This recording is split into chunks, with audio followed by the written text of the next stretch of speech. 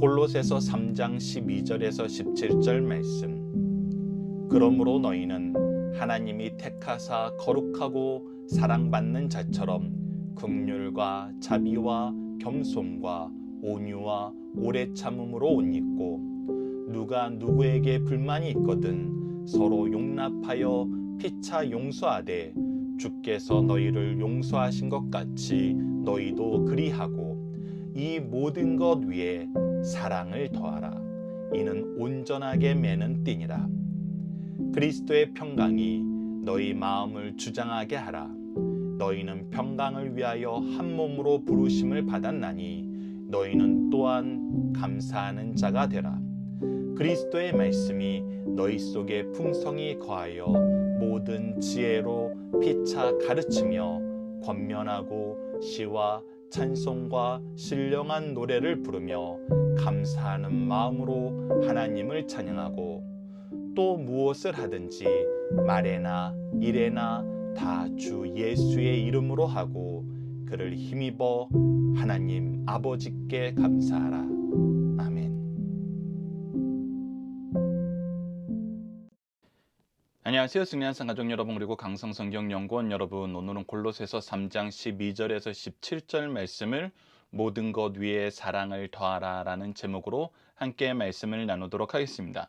오늘 본문 말씀을 통해서는 우리가 하나님께 은혜를 받은 자로서, 또 하나님의 은혜의 역사 안에서 새 사람을 입은 자로서 우리의 삶의 모습의 본질이 어떻게 바뀌었고 어떠한 능력을 갖게 되었는지를 우리에게 보여줍니다.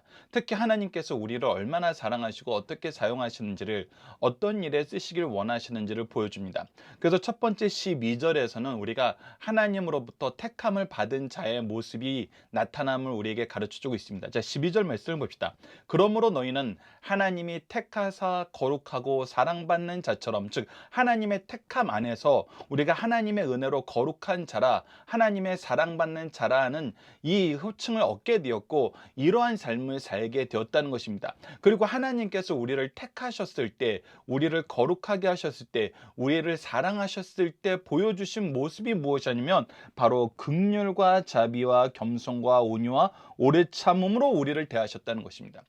긍휼이라는 것은 누구를 불쌍히 여기는 마음입니다. 그들을 돌아보는 거예요. 그들을 살펴보면서 관심을 갖는 것입니다. 자비라는 것은 그들을 살펴보고 그들의 부족함이 느껴졌을 때, 그들이 어려움이 느껴졌을 때 내가 수고로서 그 일을 채워주는 것입니다. 이 일을 채워줄 때 우리가 있는 자로서 베푼다라는 더 높은 자로서의 마음을 갖는 것이 아니라, 예수 그리스도께서 모든 것을 가지고 계시고 가장 높이 계시지만 낮아지셔서 겸손함으로 우리를 대하셨던 것처럼, 나귀를 타는 겸손함으로 십자가의 대속의 죽음을 죽으심으로 모든 모욕을 감당하셨던 그 겸손함처럼 우리도 그 겸손함의 모습으로 나아가는 것입니다. 그리고 이것을 나아갈 때 우리가 스스로 재판관이 되어서 이 사람은 받을 만한 사람, 이 사람은 받지 못할 사람, 우리가 나누는 것이 아니라 우리를 공격하는 사람도, 우리를 의지하는 사람도 모두 품으면서 나아가는 것이 바로 온유한 마음입니다. 그래서 우리가 온유한 마음을 할 때 성경에서 기록된 대로 모세의 이야기를 많이 하잖아요. 모세는 하나님이 그 이스라엘 백성을 이끌 리더로 정해주고 난 다음에 끊임없이 그 사명 안에서 하나님의 기쁘신 뜻을 이루기 위해서 백성들이 어떤 모습으로, 어떤 반역을 하고 어떤 이유로 그들을 대적을 해도 그는 모든 것을 품으며 하나님 앞에 항상 속죄의 제사를 드리는, 속죄의 기도를 드리는 삶의 모습을 보여줬던 걸 보게 됩니다. 그것이 바로 온유함입니다. 그리고 이것이 이루어질 때까지 하나님이 나에게 주신 사명을 끝까지 감당하는 것이 바로 오래 참음이었습니다. 하나님이 바로 이렇게 우리를 사랑하셨고 이렇게 우리를 키우셨기 때문에 우리는 하나님께 택함 받은 자로서 하나님이 우리를 거룩한 일꾼으로 쓰시길 원하고, 사랑을 주셔서 사랑의 일꾼으로 쓰시길 원하는 이 모습 안에서 바로 긍휼과 자비와 겸손과 온유와 오래 참음의 옷을 입는 삶을 사는 것입니다. 하나님이 우리에게 보여주셨던 그 옷, 하나님이 우리에게 주셨던 그 옷을 입고 사는 거예요. 이사야서 43장 10절을 봅시다. 나 여호와가 말하노라 너희는 나의 증인 나의 종으로 택함을 입었나니 우리는 하나님의 종 하나님의 증인으로 택함을 입었습니다. 이는 너희가 나를 알고 믿으며 내가 그인 줄 깨닫게 하려 함이라. 나의 전에 지음받은 신이 없었느니라 나의 후에도 없었느니라 라고 얘기하면서 우리가 하나님의 증인으로 하나님의 택함받은 자로서 삶으로써 하나님께서 하나님 되심을 나타내십니다. 우리가 하나님께 택함 받은 자로서 하나님의 긍휼과 자비와 겸손과 온유와 오래 참으며 옷을 입었을 때 하나님이 하나님 되심을 우리를 통해서 나타내시고 우리 또한 하나님의 역사를 경험하게 된다는 것입니다. 더 나아가서 베드로전서 말씀을 통해서 우리가 오늘 본문 말씀과 평행되는 여러 가지 신학적인 부분을 확인할 수 있습니다. 베드로전서 2장 9절을 보시죠. 그러나 너희는 택하신 족속이 우리를 하나님께서 택하셔서 어떻게 세워주셨는가. 왕같은 제사장이요 거룩한 나라요 그의 소유된 백성으로서 삼아주시고 선포하여 주셨고 이러한 삶을 살게 하셨습니다. 무엇으로? 하나님이 우리에게 보여주신 그 거룩한 옷으로 거룩함의 옷을 입고 나아가게 하셨다는 것입니다. 이는 너희를 어두운 데서 불러내어 그 기이한 빛에 들어가게 하신 이의 아름다운 덕을 선포하게 하려 합니다. 그래서 우리가 앞으로 하게 되는 일은 우리를 구원하여 주신 이 하나님의 은혜의 역사가 얼마나 놀라운 것인지 하나님께서 우리에게 보여주시는 이 놀라운 덕이 무엇인지를 우리가 경험하고 우리를 통해서 많은 사람들이 인정하고 이것을 믿고 의지하게 나오는데 우리를 쓰신다는 것입니다. 그래서 우리는 그리스도의 옷을 입고 그리스도의 심장을 가지고 그리스도께서 우리에게 보여줬던 그 모습으로 바로 하나님이 그리스도를 통해서 우리에게 보여주신 그 모습으로 이 세상을 살아나가게 되는 것입니다. 그래서 이 세상을 사랑할 때 핵심은 바로 사랑입니다. 우리는 하나님께 먼저 사랑받는 자였고 이 사랑으로 나아가는 것입니다. 그것이 바로 13절에서 14절입니다. 누가 누구에게 불만이 있거든 서로 용납하여 피차 용서하되. 하나님께서 우리에게 보여주신 것은 용서였습니다. 사랑의 가장 첫 단추는 첫 단계는 가장 기본적인 시작은 바로 용서에서 시작하였습니다. 그래서 주께서 너희를 용서하신 것 같이 너희도 그리하고 이 모든 것 위에 어떻게 하라? 사랑을 더하라. 이는 온전하게 매는 띠니라. 이 사랑을 통해서 우리의 용서는 완성되고 용서를 통해서 사랑의 열매가 맺어짐으로써 우리가 하나 되고 그리스도의 일을 이루고 그리스도의 머리가 된 교회의 지체로서의 삶을 살 수 있는 것입니다. 그래서 베드로전서 4장 8절에서 10절을 보면 무엇보다도 뜨겁게 서로 사랑할지니 사랑은 허다한 죄를 덮느니라라고 기록되어 있고 더 나아가서 서로 대접하기를 원망 없이 하고 각각 은사를 받은 대로 하나님의 여러 가지 은혜를 맡은 선한 청지기같이 서로 봉사하라. 자, 사랑을 한다는 건 무엇입니까? 앞서 얘기한 것처럼 긍휼과 자비를 베풀 때 겸손과 온유함으로 베푸면서 오래 참음으로 끝까지 베푸는 것입니다. 우리가 사랑을 베풀 때 하나님께서 우리에게 각자에게 주신 은사대로 은혜에 비친 자로서 우리가 이것을 계속 베풀면서 사는 삶을 사는 것입니다. 하나님께서 우리에게 무엇을 주실 때 우리의 소유로서 우리의 자랑으로서 우리의 경건으로서 우리의 권능으로서 그것을 주신 것이 아니라 예수님께서 우리를 위해서 모든 것을 주셨던 것처럼 우리에게 주신 은혜로 우리가 섬김으로 사랑으로 베풀면서 사는 것입니다. 이것을 할 때 베풀 때 가장 중요한 두 가지 근거가 뭐냐면 그를 용서함으로 그를 끝까지 사랑함으로 하는 것입니다. 왜 그렇습니까? 앞서 얘기했던 것처럼 우리가 그렇게 받았기 때문입니다. 우리가 그리스도를 통해서 하나님의 구속의 은혜를 통해서 그렇게 받았고 그렇게 용서받았고 그렇게 사랑받았습니다. 그리고 이것을 전하게 하시기 위해서 하나님께서 우리에게 능력으로 옷 입히시는데 기쁨으로 옷 입히시는데 삶에서 이것을 경험하게 하시는데 그것이 무엇인지 15절에서 17절에 나타납니다. 평강의 직분과 말씀을 받은 자가 되었습니다. 15절 보시죠. 그리스도의 평강이 너희 마음을 주장하게 하라. 이제 우리의 마음을 주장하는 것은 세상에 대한 두려움도 아니고 세상에 대한 분냄도 아니고 세상을 심판하고 싶어하는 미움도 아닙니다. 우리에게 주어진 마음은 그리스도의 평강입니다. 그리스도를 통하여 하나님과 화목하게 되고 화목하게 하는 직분을 받은 것입니다. 그래서 우리의 삶의 목적, 가장 중심은 바로 이 화목하게 하는 것입니다. 예수 그리스도를 통해서 죄 용서함을 받고 하나님과 화목하게 하는 것이 우리의 삶의 목표입니다. 왜? 예수님께서 이 목표를 가지고 이 땅에 오셔서 우리를 하나님과 화목하게 하셨기 때문입니다. 우리에게 참된 평화를 주셨기 때문입니다. 지금 우리에게 이 직분을 맡기셨던 것처럼 우리도 그 안에서 평강을 이루는 직분으로 교회에서 한 몸이 되고 그리스도의 사역의 한 몸이 되는 것입니다. 그리고 이 일을 이룰 때 우리가 분명하게 경험하게 되는 것이 무엇이냐면, 원래 우리는 본질적으로 이 일을 이룰 수 없는 존재였다는 것입니다. 이 일을 할 수 없는 존재였다는 것입니다. 그런데 한 몸을 이루라는 이 명령을 우리에게 주시면서 하나님은 우리를 어떻게 도우셨냐면 이 일을 이룰 수 있는 능력을 주셨습니다. 능력을 주실 때 특히 우리에게 사명을 맡기실 때 우리가 앞서 자주 말씀을 나눴던 것처럼 성경을 통해서 확인할 수 있었던 것처럼 하나님께서 이 일을 이루실 때 어떻게 이루셨습니다. 우리를 부르실 때 우리에게 이 직분을 맡기실 때 우리보다 먼저 이 일을 위해서 준비하시고 일하셨습니다. 하나님의 역사가 우리가 시작하기 전에 먼저 이루어졌습니다. 여러분도 우리가 어떤 일을 이룰 때 준비가 얼마나 중요한지 우리는 알고 있습니다. 근데 하나님께서 우리를 부르실 때 우리가 하나님의 일꾼 될 수 있도록 그 준비를 하나님께서 완성해 놓으시고 우리가 그 안에서 하나님의 일꾼으로 살 수 있도록 우리를 기르셨습니다. 우리가 그것을 발견하게 돼요. 그리고 나서 우리가 일할 때 하나님의 일꾼으로서 일을 할 때 어떻게 하세요? 우리와 동행하시면서 오히려 우리보다 앞서 가시면서 우리에게 필요한 은사를 주시잖아요. 은혜를 주시고 능력을 주시고 시간과 재능과 물질과 모든 인물로서 우리를 채우시잖아요. 그래서 때로는 우리에게 필요한 능력을 주시기도 하며 우리에게 필요한 일꾼을 보내셔서 하나 되게 하시잖아요. 그리고는 어떻게 합니까? 하나님이 명령하신 일이기 때문에, 하나님이 이루시고자 하시는 일이기 때문에 이것은 어떻게 돼요? 반드시 이루어져요. 반드시 성취가 돼요. 그래서 우리가 이 평강의 직분을 감당할 때 항상 경험하게 되는 게 무엇이냐면 하나님의 역사예요.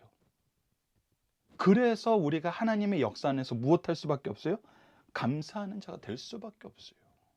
그러니까 우리가 감사하는 자가 된다는 것은 이 직분을 주시고 이 직분을 우리에게 명령하신 이 하나님께서 이것을 이루시는 것을 우리가 가장 옆에서 가장 앞장서서 생동감 있게 보게 된다는 것입니다.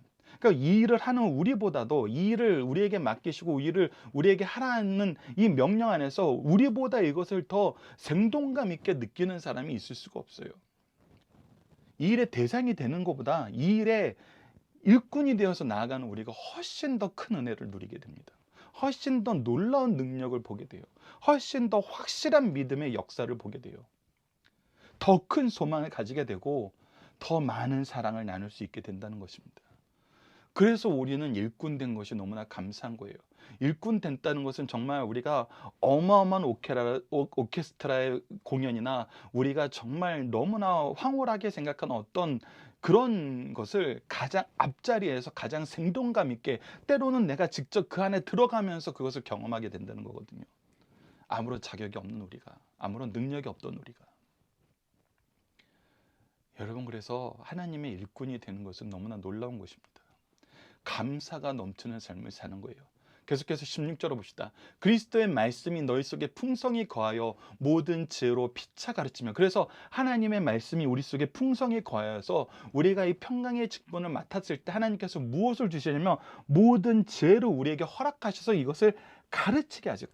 단순히 지혜를 주시는 것에서 끝나는 것이 아니라 이것을 가르치게 하시고 이 가르친 것을 잘 적용할 수 있도록 우리가 지혜롭게 권면하게 하세요.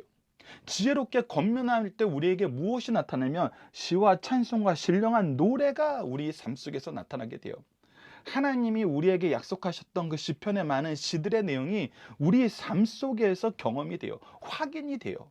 그래서 이 말씀이 옳았습니다. 이 말씀대로 이루어졌습니다라고 우리가 고백하게 되고, 그리고 우리 삶 속에서도 새로운 찬송이 계속 나타나는 거예요. 새 노래가 나타나는 거예요. 그리고 신령한 노래라는 건 우리가 생각지도 못하고 기대하지도 못했던 곳에 성령의 역사가 우리를 주장하고 계시고 이 세상을 주권적으로 통치하심으로써 하나님의 능력이 드러나는 걸 보임으로써 우리가 순간순간 감당하지 못하는 감격에 쌓이는 것이 바로 이 신령한 노래를 부르게 된다는 것입니다. 그래서 우리 삶 속에 하나님의 말씀이 성취되는 것이 날로 날로 갱신된다는 거예요. 그렇기 때문에 우리가 감사하는 마음으로 하나님을 찬양하는 것이 우리의 삶에 넘치게 된다는 것입니다. 계속해서 봅시다. 17절. 또 무엇을 하든지 말에나 일에나 다 주 예수의 이름으로 하고 그를 힘입어 하나님 아버지께 감사하노라. 그래서 우리가 예수님의 이름으로 사는 것이 너무나 기쁘다는 거예요. 예수님 안에서 예수님과 함께하는 삶이 우리 삶에 가장 아름답고 가장 달콤하고 가장 즐겁고 가장 영광스럽고 가장 능력 있는 삶의 모습이라는 것입니다. 그래서 그와 함께 하는 것이 우리에게 정말 놀라운 역사로 나타나는 것을 우리뿐만 아니라 우리를 보는 모든 사람들도 함께 이것을 경험하게 돼요. 우리를 통해서 이 복음을 전달받은 사람들도 경험하게 돼요. 그리고 그 안에서 무슨 역사가 일어납니까? 바로 택함받은 자의 역사, 사랑받는 자의 역사, 평강의 직분과 말씀을 맡은 자의 역사가 일어남으로써 이 일을 허락하신 하나님 아버지께 감사하는 삶을 삽니다.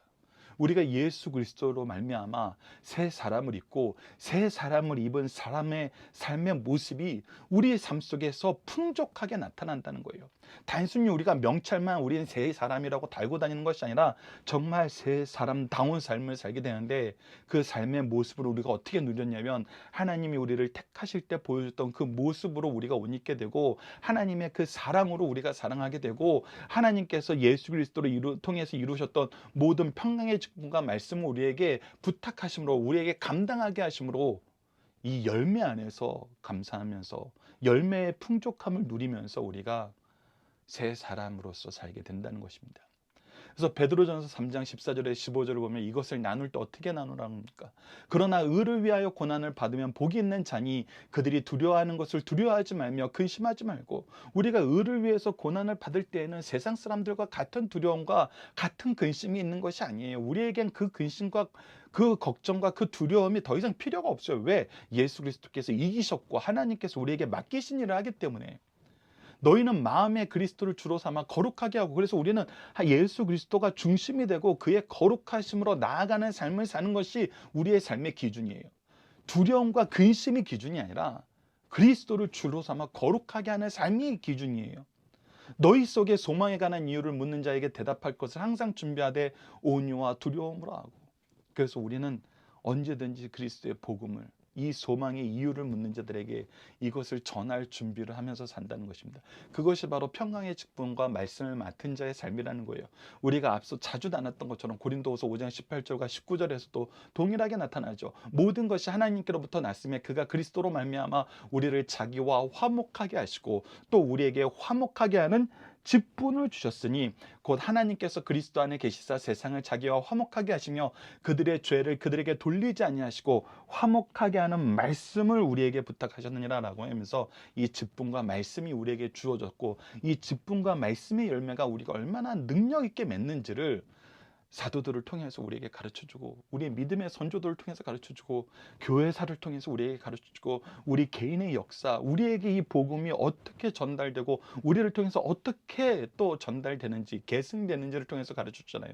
그래서 우리가 영생의 말씀을 누구에게 배워 누구에게 가르칠 것인가, 이 영적인 계보로 우리가 볼 수 있는 영적인 눈이 가지면, 그리고 이 계보에 우리가 쓰임받는 일꾼이 되었을 때 이 놀라운 역사가 어떻게 우리 삶 속에 나타나는지 우리는 너무나 생동감 있게 경험하게 되고, 이 안에서 경험하는 모든 은혜의 역사와 열매를 통해서 감사하게 된다는 것입니다. 이것이 바로 새 사람을 입은 성도의 삶의 맛입니다. 이 맛을 누리시는 우리 승리하는 삶 가족 여러분들, 강성성경연구원 여러분들이 기도합니다. 자, 그러면 우리가 본문 묵상하기를 통해서 간단하게 확인해 보도록 하겠습니다. 첫 번째, 우리는 예수 그리스도로 말미암아 어떠한 옷을 입게 되나요? 바로 긍휼과 자비와 겸손과 온유와 오래 참으며 옷인데, 이것은 누가 우리에게 입혀주신 거예요? 누가 우리에게 주신 옷이에요? 바로 하나님께서 우리에게 주신 옷이에요. 하나님의 마음이에요. 하나님의 역사예요. 두 번째, 그리스도의 사죄 은총을 받은 사람들은 어떠한 삶을 삽니까? 서로 용납하고 용서하고 용납하면서 이 모든 것을 이기는 사랑의 삶을 살죠. 그것이 바로 3번 문제입니다. 모든 것을 온전하게 만드는 것은 무엇입니까? 사랑입니다. 예수 그리스도의 사랑. 예수 그리스도의 사랑. 네 번째, 성도는 무엇을 위하여 부르심을 받았습니까? 우리는 평강하게 하는 직분을 위해서 부르심을 받았습니다. 이 직분을 이루게 하시기 위해서 예수 그리스도께서 우리를 대신하여 화목의 제물이 되셨고, 화평케 하는 직분과 복음의 말씀을 맡기신 것이죠. 마지막 다섯 번째, 성도는 무엇으로 교제하고 무엇으로 일하나요? 그 결과는 무엇입니까? 우리는 말씀으로 교제하고 항상 말씀 안에서 교제한다는 거예요. 그래서 말씀을 가르치고 권면하면서 이 말씀의 역사에 우리는 항상 포커스를 두면서 살아요. 그 결과는 무엇입니까? 한없는 찬송이에요. 감사의 찬송이에요. 감사의 찬송이 일어나는 이유는 무엇이라고요? 이 말씀대로 모든 것이 성취되는 것을 우리가 경험하는 거예요. 하나님의 말씀이 힘있고 능력 있어 우리의 삶 속에, 온 세상에 진리의 말씀으로 어떻게 성취되는지를 보여주는 거예요. 예수 그리스도의 복음으로 말미암아 우리가 화평케 하는 이 직분을 받았고, 화평케 하는 은혜의 역사를 이루는 일꾼으로 쓰임 받는다는 걸 보여주시는 거예요. 교회를 통해서, 예수 그리스도가 머리 대신 교회를 통해서 우리가 하나 되고, 이 하나 된 교회 안에서 나타나는 놀라운 성령의 열매들이 우리 삶 속에서 얼마나 능력 있게 나타나는지를 우리가 보게 되는 거예요. 본문의 중심 사상을 보도록 하겠습니다. 바울 서신은 전반부는 교리, 후반부는 윤리로 구성되어 있습니다. 골로새서도 동일하게 전반부 1장과 2장은 교리, 후반부 3장과 4장은 윤리로 구성되어 있어요. 지금까지 1, 2장은 기독론을 바르게 가르치면서 이단의 정체를 밝히고 세상 초등학문의 허구성을 밝혀줬습니다.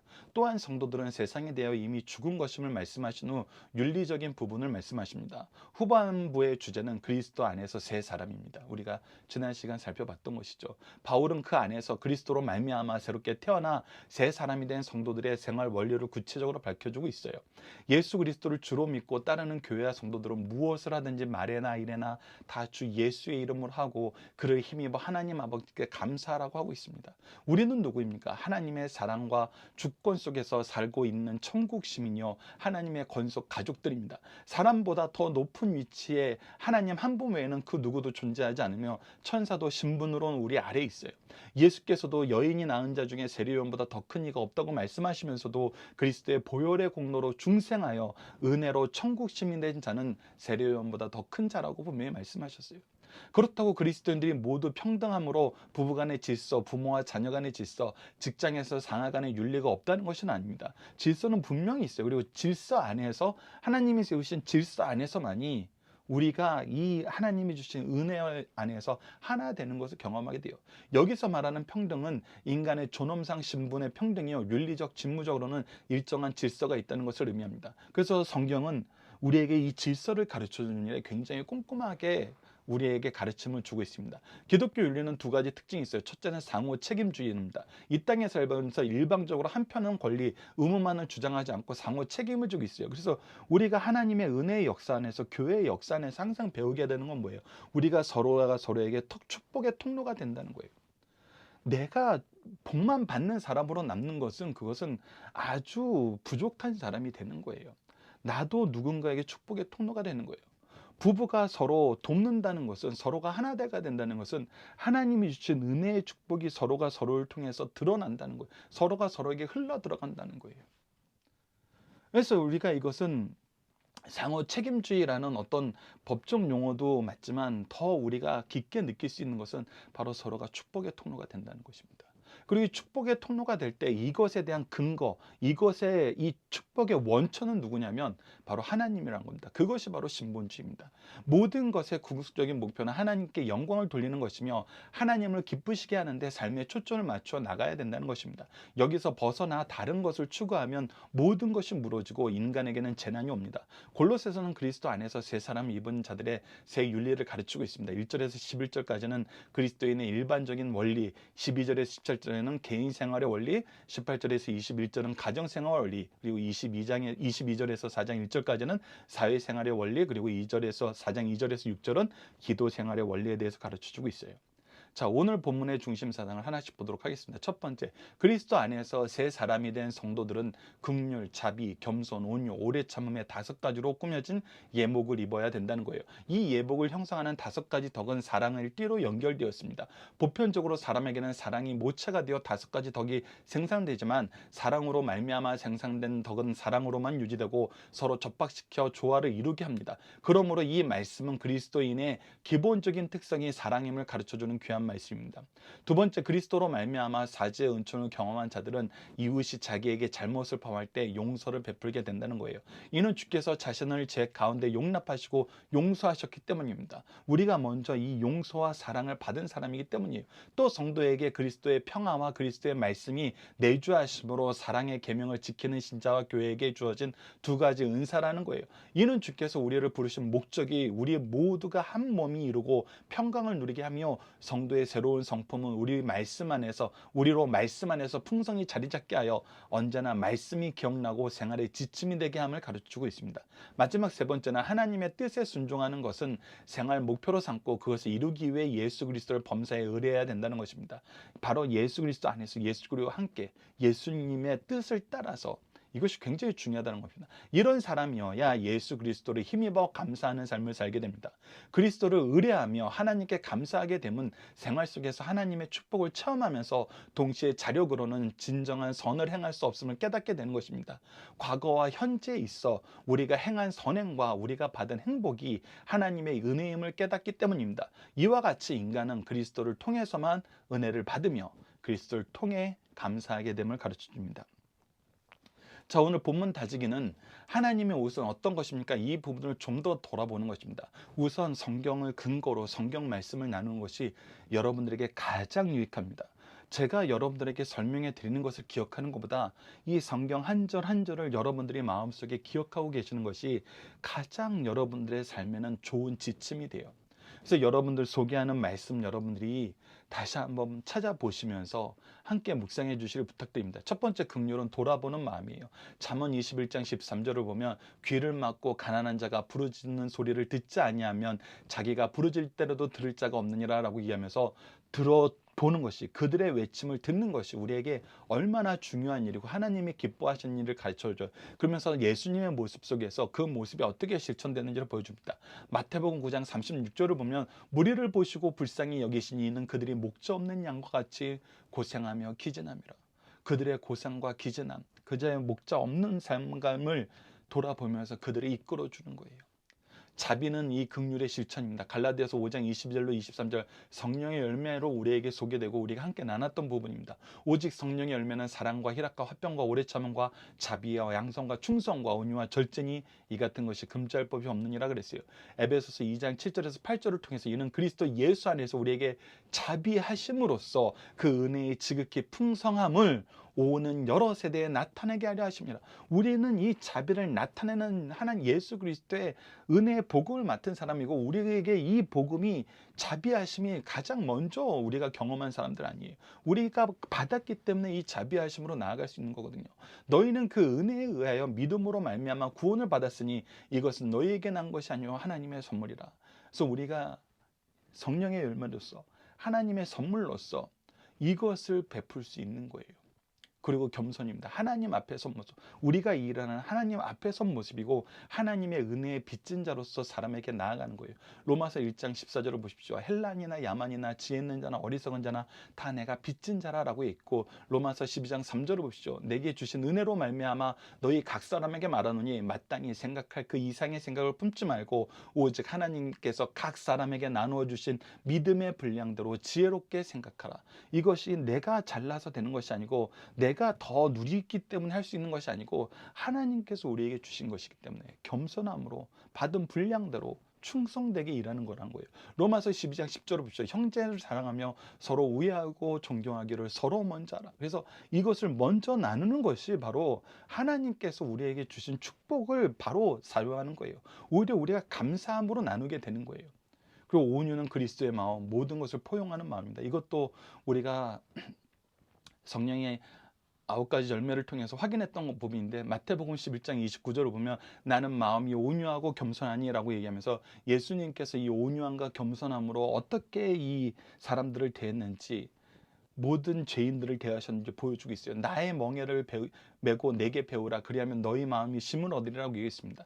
베드로전서 3장 15절에서 또 너희 마음에 그리스도를 주로 삼아 거룩하게 하고 너희 속에 있는 소망에 관한 이유를 묻는 자에게 대답할 것을 항상 준비하되 온유와 두려움을 하고, 온유와 두려움을 한다는 거예요. 우리가 어떤 질문이라도 어떤 반응이 있더라도 그것을 다 받아들이면서, 오히려 우리가 예수 그리스도의 복음을 바로 전해야 되는데 항상 두려움을 마음을 가지고 우리를 통해서 혹시 이것이 잘못 전해지지 않도록 항상 겸손하고 겸허한 마음으로, 겸비한 마음으로 나아가야 된다는 것입니다. 그리고 오래 참으면 하나님이 우리에게 보여주신 모습으로 나아가는 것입니다. 로마서 2장 4절을 보면 혹 내가 하나님의 인자하심이 너를 인도하여 회개하심을 알지 못하느냐, 그의 인자하심과 용납하심과 길이 참으심이 풍성함을 멸시하느냐라고 얘기하면서, 하나님의 오래 참음이 우리에게 얼마나 큰 은혜인데, 하나님이 오래 참는 것 때문에 하나님이 없다라고 얘기하고 하나님의 뜻은 더 이상 이루어지지 않는다라고 얘기하는 것은 가장 미련하고 어리석은 일이라고요. 디모데전서 1장 16절에서 그러나 내가 긍휼을 입은 까닭은 예수 그리스도께서 내가 먼저 일체 오래 참으심을 보이사 후에 주를 믿어 영생 얻는 자들에게 본이 되게 하려 하심이라 라고 얘기하면서, 우리도 하나님의 오래 참음의 옷을 입고 이 자리에 있을 수 있음을 우리에게 깨닫게 하십니다. 두 번째, 성도는 어떻게 하나님을 찬양해야 됩니까? 바로 골로새서 3장 16절 말씀처럼 우리가 시와 찬송과 신령한 노래를 부르며 찬송하게 됩니다.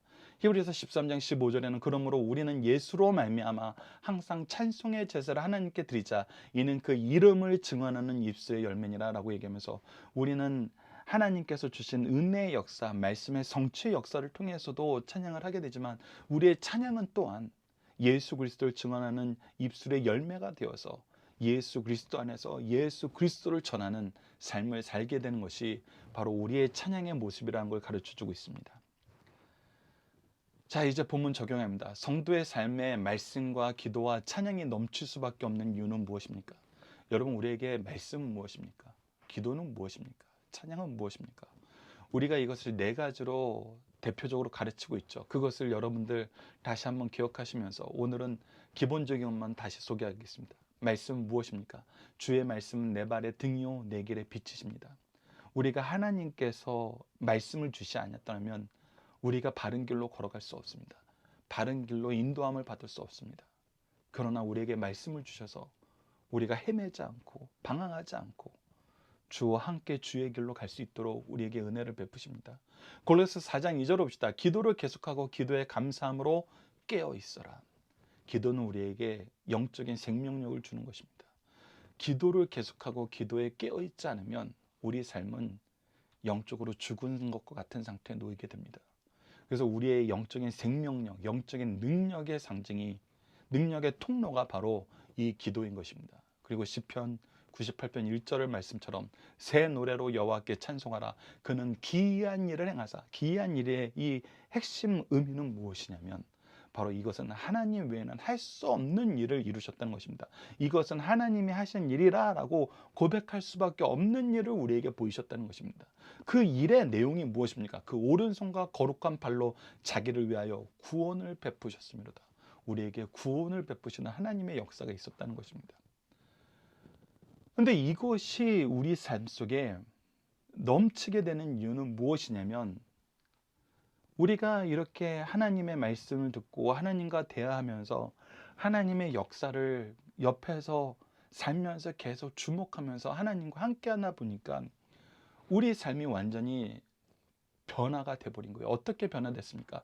앞서 나눈 것처럼 베드로전서 2장 9절에서 10절처럼 우리가 그의 택하신 족속으로, 왕 같은 제사장으로, 거룩한 나라로, 그의 소유된 백성으로 우리가 예수 그리스도의 덕을, 하나님의 놀라우신 아름다운 덕을 선포하는 삶을 살게 됐던 거예요. 그래서 너희가 전에는 백성이 아니더니 이제 하나님의 백성이요 전에는 긍휼을 얻지 못하였더니 이제 긍휼을 얻은 자리라라고 얘기하면서 우리의 신분이 변화되고 우리의 삶의 방향이 변화되고 삶의 방법이 변화되었어요. 그랬더니 우리에게 어떤 일이 일어나요? 갈라디아서 5장 22절로 29절, 23절처럼 성령의 열매가 맺히게 돼요. 성령의 열매는 사랑과 희락과 화평과 오래 참음과 자비와 양성과 충성과 온유와 절제니, 이런 것들이 우리의 삶 속에서 가득 나타나고 이것을 오히려 막을 수가 없게 돼요. 우리 삶이 이것으로 가득 채워지는 거. 그리고 우리가 이 삶을 살 때 항상 승리해요. 에베소서 6장 13절로 18절에 우리가 전신갑주를 입게 되는 것처럼 하나님의 옷 안에서, 하나님의 권능의 역사 안에서 우리가 항상 세상을 이겨요. 그러므로 하나님의 전신갑주를 취하라. 이거는 악한 날에 너희가 능히 대적하고 모든 일을 행한 후에 서기 위함이라. 모든 일을 행하고서 우리가 설 수 있도록 하나님께서 우리에게 하나님의 의의 옷을 입히시는데, 그것이 무엇이냐면, 그런즉 서서 진리로 너희 허리를 띠고 의의 호신경을 붙이고 평안의 복음이 준비한 것으로 신을 신고 모든 것 위에 믿음의 방패를 가지고 이로써 능히 악한 자의 모든 불화살을 소멸하고 구원의 투구와 성령의 검 곧 하나님의 말씀을 가지라. 모두 기도와 간구로 하되 항상 성령 안에서 기도하고 이를 위하여 깨어 구하기를 항상 힘쓰며 여러 성도를 위하여 구하라 라고 얘기하면서 우리에게 전신갑주를 주시고 기도로 이기게 하셔서 우리가 하나님의 뜻 안에서 사는데, 예수 그리스도 안에서 예수 그리스도와 함께 예수 그리스도의 복음을 위해서 사는데 항상 이기게 하신다는 거예요. 항상 승리하게 하신다는 거예요. 항상 열매 맺게 하신다는 거예요. 항상 우리를 새롭게 하신다는 겁니다. 그래서 이것이 즐거운 삶이라는 거예요. 이것보다 더 큰 즐거움이 우리가 이 세상에서 찾을 수 없을 만큼 이것은 너무나 즐겁고 놀라운 일이라는 것입니다. 그렇기 때문에 성도는 말씀과 기도와 찬양을 떠날 수 없어요.